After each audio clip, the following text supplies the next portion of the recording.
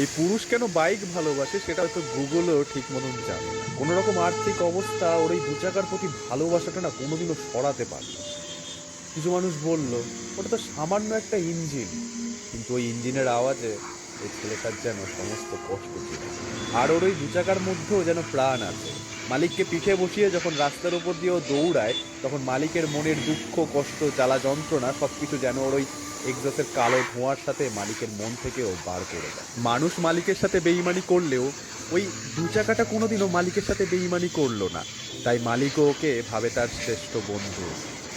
ভালোবাসে সন্তান রূপে, আর সেই ভালোবাসা রেখে দেয় বুকের এক কোণে।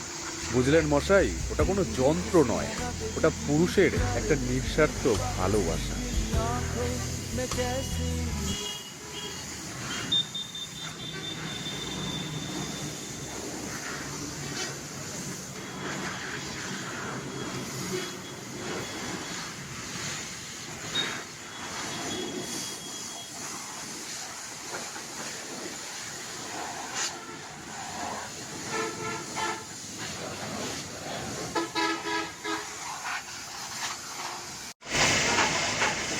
Ja.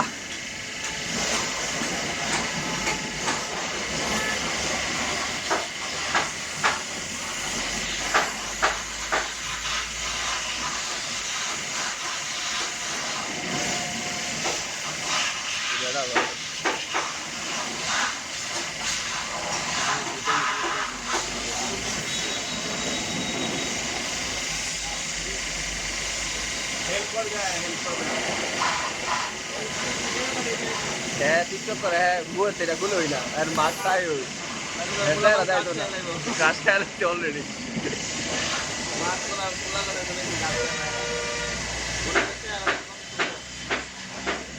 ওই যে মার্শমেলোর মতো